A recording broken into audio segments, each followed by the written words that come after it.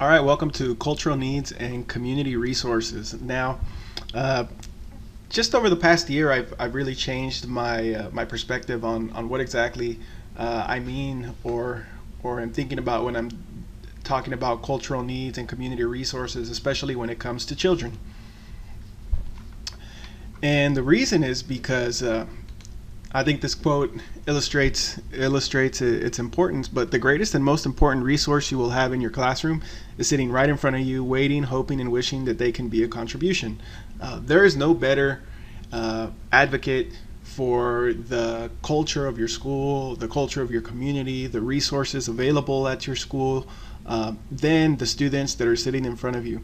And I've learned throughout the years that every single kid sitting in front of you in the class is really hoping that they have something to contribute. And I know you might be thinking, oh, well, there was that one kid or that one girl. And let me tell you, if we were able to get that one kid or that one girl to be a positive contribution in the class, meaning give them a real authentic opportunity to show their leadership, those kids, they embrace it, and they take it for everything it's worth, and become the leader that you were hoping for in a classroom.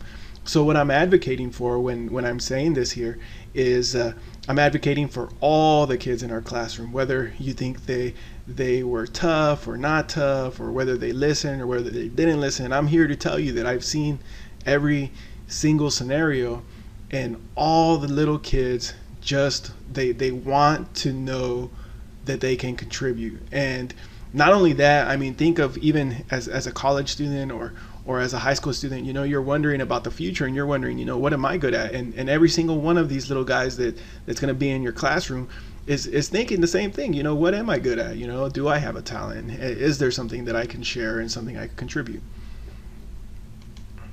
So in this first little video that pops up here at the top right, this is kids. I had my sixth grade class teaching third grade class how to log into Khan Academy accounts, and then the kids actually went through the entire presentation with them, and it was pretty chill because it was kids that I didn't expect at the time to enjoy the activity, overly enjoyed the activity, and then it became something that they wanted to keep doing, and it really helped me with just classroom management, building relationships, etc.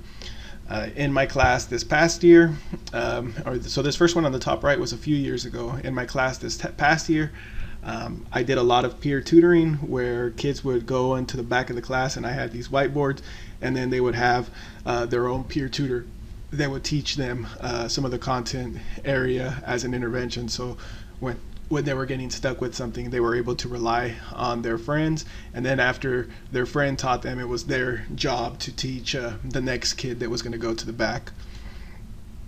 This here was also last year, and this was my seventh graders peer teaching fourth grade classroom at the school right next door. They were teaching the kids how to use technology for 3D modeling, and that one worked out very well too. Then as another resource, and this was something that I just kind of stumbled on this past year, if you could see all these little charts, they're called anchor charts. So as a teacher, you're supposed to be making anchor charts for your classroom that kind of show what you've been learning about the day, or the key topics that you're hitting on. And what I started doing is I started having the kids make the anchor charts for me, and then I would take all those anchor charts and turn them into wallpaper in the class. And then it looked really cool because I wasn't going out and buying posters or anything, but it was real resources that the kids could use in the class, created by themselves with their own graphics, and then visitors really enjoyed looking at them in the class as well. Then here's a couple of my kids last year making the graphs. How they would do it is they would pair up with somebody who like my lower students who didn't know how to do the activity. I would give them the option to choose who they wanted to tutor them, and so typically they would choose their own buddy, and I kind of went over what the protocols were, and it would be pretty successful, and I would give them little quizzes afterwards to see if they picked it up. Then this one here, you can't see it as well, but this one's kids in my class, a seventh grade class teamed up with another seventh grade class, and then we showed those kids how to do 3D modeling as well. This one down here was one from a few years ago, and in this one, this is about 5 years ago. You can see the boy down here on the bottom left. He's a ninth grader, and he actually taught a group of kids over the internet how to use Prezi and Go Animate. And these kids right here were fifth graders, and they were about 100 miles away. And the reason we worked with this class was because we didn't have any kids next to us that we could work with, and we couldn't walk down the street or take a bus or anything. And then this last one here is another image of the high school kids that I taught, teaching kids over the internet how to actually use the technology. So now, what I want to impress on you here is that it wasn't just the technology that we used for this method. We did math. I've also done it with reading and science. But again, the best resource that you have in your class, possibly even at your school. I mean, at your school you do have the other teachers, and those are going to be an important resource for you, but it's going to be all of these little kids here that are looking for leadership opportunities. So how did the peer teaching, the peer tutoring format go, and kind of the relationship to the technology? Oh, actually, before I get into that, I want to show you this one here too, because if you're thinking, oh, well, it's kind of a gimmick, or it's kind of a novelty, kids like it because they like to be in charge, but it's not true. I've taken kids to conferences where I'm a good presenter, and I've gone to like national conferences and international conferences, and I get to present. But when I take my kids to present, the presentation is much better than when I present, and I can tell by the engagement, the way the adults are in the room. They like it more when the kids are actually teaching them. I've done workshops where I bring my Cal State students over to my school, and then I'll have the kids go in groups and actually teach the adults how to do it too. So if this class wasn't online, if we were face to face, I would have been taking a lot of you all to my middle school over at Emerson, where a bunch of kids would be teaching you how to do some of this work.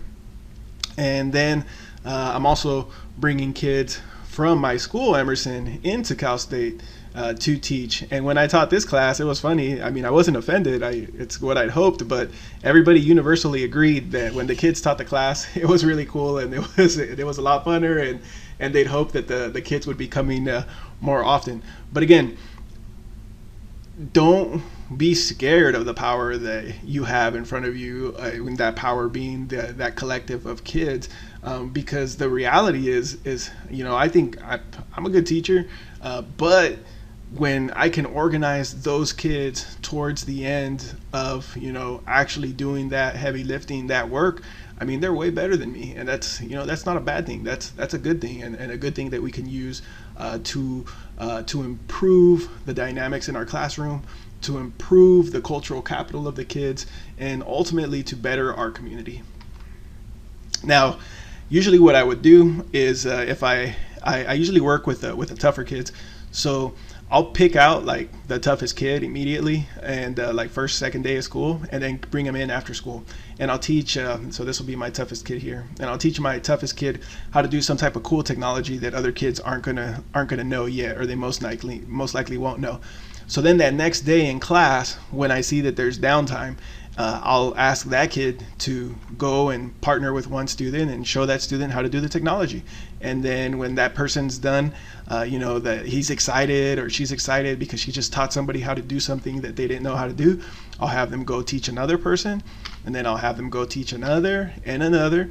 And eventually, this little kid here who did not have a voice, who probably had behavior problems and behavior issues, is now really excited because they had taught 4 people, and that also kept him or her occupied and gave them, real solid power in the classroom. If you have more than one, you could bring in 2 and think of the magic behind that. Now all of a sudden you have 2 little leaders who were not going to be leaders, or traditionally weren't leaders, who have taught 8 other little guys or girls in your classroom. Or if you're fortunate and you don't have kids that have any types of behavior issues, you can just pick your own 3 kids, keep them in after school, teach them something new that you want to experiment with in a lesson, and voila, all of a sudden you're going to have these little leaders in your class who can teach all of these technologies to other kids, and then it makes the class much more equal in that way. But I do advise you, never try and keep the same kids all the time, because then you kind of create like a little culture where you have kind of your favorites. You always want to be, you always want to be giving everybody the opportunity to teach and to lead. Here's another example. So you say, well, that's kind of too hard. I don't want to, I don't want to do nothing too crazy yet. So you can teach your regular old lesson. So this is you up here, and you're teaching the regular lesson, and you're like, oh, that class is kind of small. Well, the reason it's kind of small is because you've also taken those kids, and now you could have these kids work as a kind of as an aid in the class for you. So these kids here, I would have kept them after school, trained them, taught them, told them this is what's coming tomorrow. And then in class, when I'm having everybody, create their account or whatever it is they're going to do with the technology, these 5 kids here can walk around and help make sure that everything is working smoothly. This is a separate one, and what I did in this one here is I'll have this is how I would do my math this past year, where I would do the intervention. So I would work with all these kids here, and then these are 4 kids who I knew were experts, and then they would teach these other 4 kids. And then what I would do is, as kids went learning it, as like say the 4 kids got it, then the first 4 went and sat down, and then the new 4 came, and so everybody had to take turns teaching or learning it, then teaching it, learning it, then teaching it, learning it, then teaching it. And that was cool too. So remember, the greatest resource you have in your class is the kids in the class. And if you can organize them, empower them, they will be, an amazing, awesome, happy group. And it's a beautiful thing when you get that working.